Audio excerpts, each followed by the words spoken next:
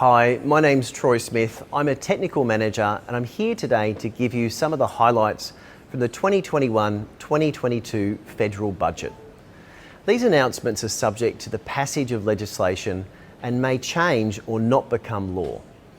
The information is based on our interpretation of the proposals from the date of this video, so please do not rely on this information without obtaining advice. Before I start, there is a general advice warning to this update, and everything I tell you is general and not personal advice. It does not take into account your financial needs, objectives, or circumstances. Now let's get into the detail. This is a big spending budget designed to keep the economy growing as we emerge from last year's COVID-induced recession.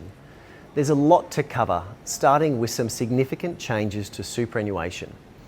The major change is the relaxation of the work test requirement from the 1st of July 2022.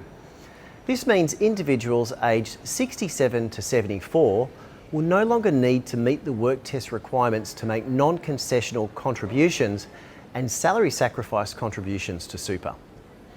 In addition, individuals aged 67 to 74 will be able to access the non-concessional bring forward arrangement subject to eligibility. Overall, this means more opportunities for retirees to make after-tax contributions before age 75, subject to total super balances. Just note, the work test will still be required to make personal deductible contributions to super.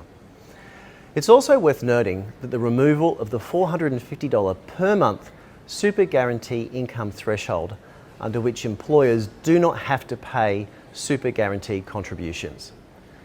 The other big ticket item in super is the change in eligibility for downsizer super contributions from 65 to 60.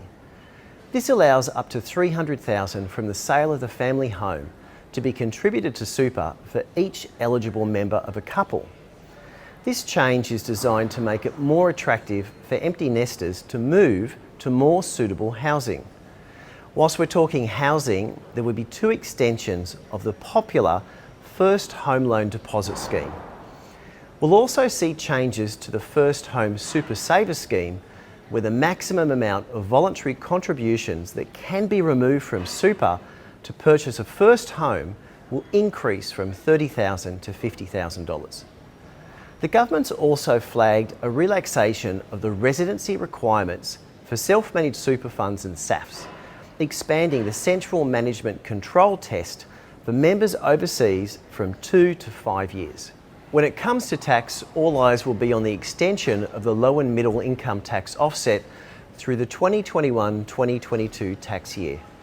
This provides a tax offset of up to $1,080 for individuals or $2,160 for a couple.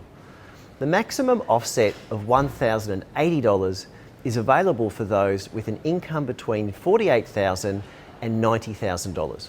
For people spending considerable amounts of time overseas, the government's simplification of tax residency rules will make it easier for individuals to confirm their tax residency status. Some other features of last year's budget relating to business have been continued, like the extension of the temporary loss carryback rules for another year.